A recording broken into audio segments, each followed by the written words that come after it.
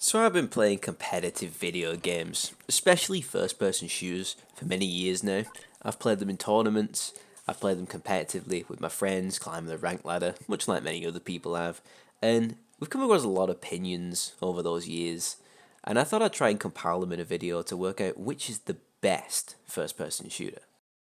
Now obviously the best is a subjective term. I want to do my best to justify the things I say, but at the end of the day, it's my opinion. If you don't agree with it, by all means scream at me in the comments. I'm not going to read it because I'll cry myself to sleep. So let's start with a nice little list of all the most popular shooter games for us to start narrowing this shit down. Hold on. What's this garbage doing here? Now that we've fixed that mistake, we can start shortening the list a little. So we can take away the Battle Royale type games because they're a bit of a different genre, and that's a topic for another video. Now after that, we can get rid of Siege because it's CSGO for snails, and following that, we can get rid of Crossfire because no one's ever heard of that game. So when we look at it through my vigorous and academically verified criteria, there's only really two options for the best first-person shooter, and that's CSGO and Valorant. So before we get into the gunplay and stuff, let's take a look at the history of both games, because I think that's a bit important, at least when it comes to like nostalgic opinions and stuff like that, and also it's my video. Counter-Strike is a game with some balls deep history. I mean, this stuff started in 1999 with a mod for Half-Life. 1999, that's probably older than most people watching this video. Now, the sheer popularity of this mod led Valve to start creating various iterations of Counter-Strike, such as Counter-Strike Condition Zero, Counter-Strike Source, Counter-Strike 1.6, up until we get to today's skin gambling addict's favourite, Counter-Strike Global Offensive. Now what I'm trying to get at here is that this game has history. It was forged and moulded by players with love and passion for the game under the tyrannical rule of Lord Gaben himself. By comparison, Valorant is the new kid on the block.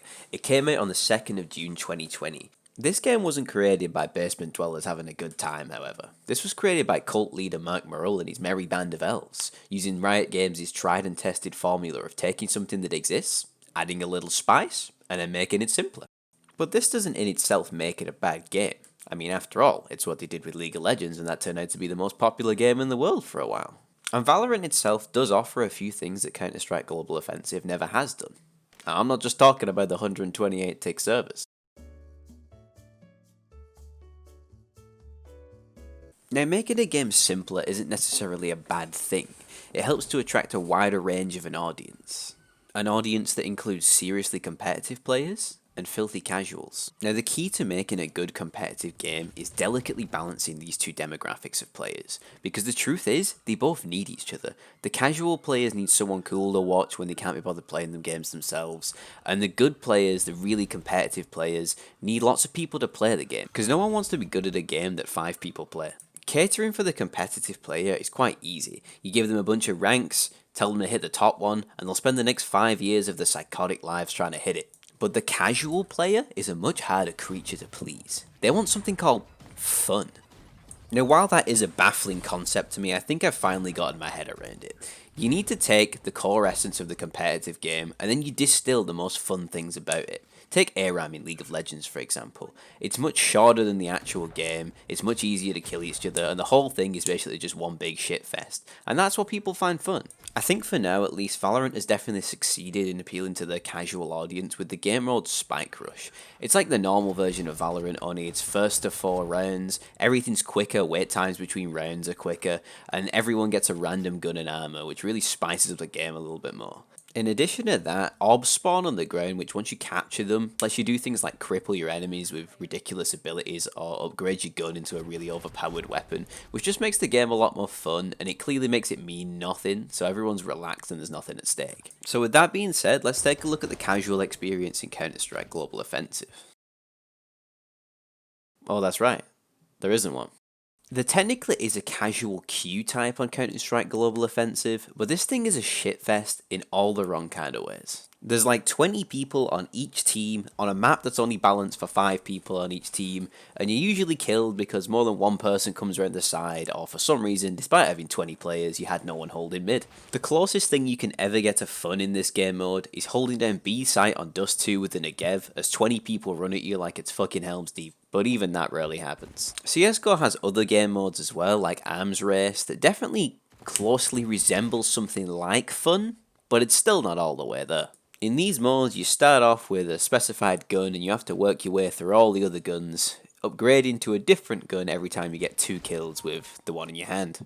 While this is much less annoying than casual matchmaking, there's still always someone tryharding the absolute dick off to win the game, and winning is definitely the main aim. At no point do you think, gee, how can I get the most fun here? It's always, goddamn, I gotta win this game real fast. But don't get me wrong, there are some enjoyable parts of Counter-Strike, like top fragging and making everyone else feel like shit. But also things like surf maps. The problem is though, these are made by the community and they've also kind of got nothing to do with the game itself, so it's really hard to get the casual player base interested in something like the esports scene based off of this. But anyway, it's not all about being fun, so let's talk about grind time.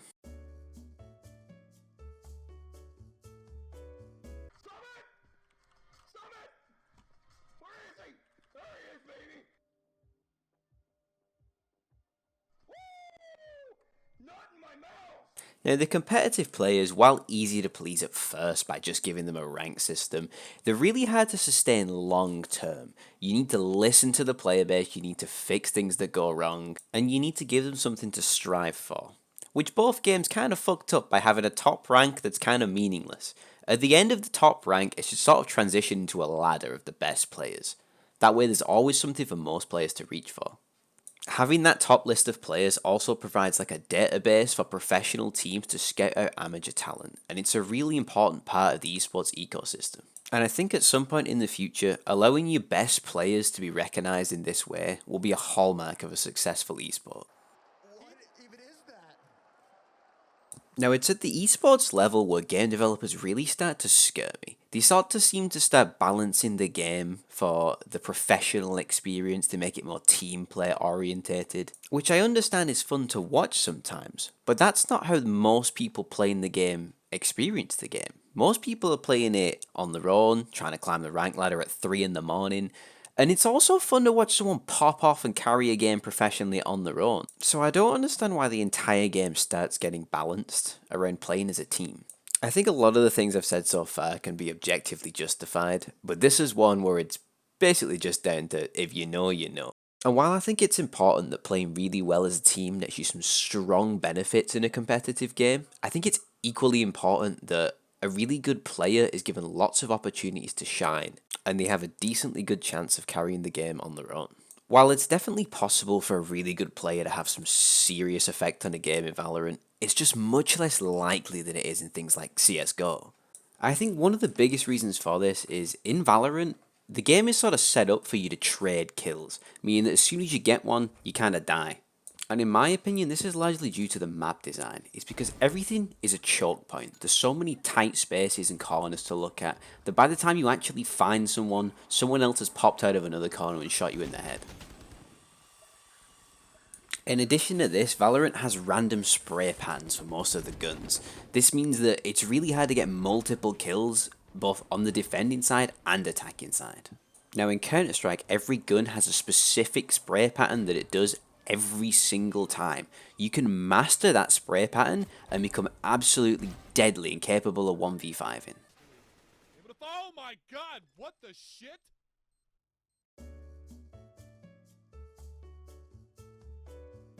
I would have to say that presently, these games are tied for the best FPS. Now I know that's a massive cop-out of an answer, but it's not because they're both equally good.